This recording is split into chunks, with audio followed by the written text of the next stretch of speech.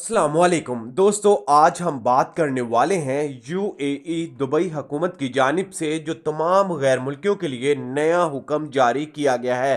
दोस्तों, अगर आप लोगों ने ये वैक्सीन लगवा रखी है तो यकीन माने 30 दिसंबर के बाद आप लोगों की जो एंट्री है वो मुकम्मल तौर पर बंद कर दी जाएगी। मुकम्मल डिटेल्स आपके साथ शेयर करेंगे। जैसा कि आप लोग जानते हो कि कोई भी छोटी से छोटी अपडेट्स आ रही है, कोई भी अहम खबर आ रही है यूएई की सातों रियासतों से, तो सबसे पहले हम आप तक पहुंचा देते हैं। तो दोस्तों, वीडियो को आगे बढ़ाने से पहले हर बार की तरह एक रिक्वेस्ट मैं लाजमी करूंगा अपने देखने वालों से, अपने प्यार से दोस्तों से।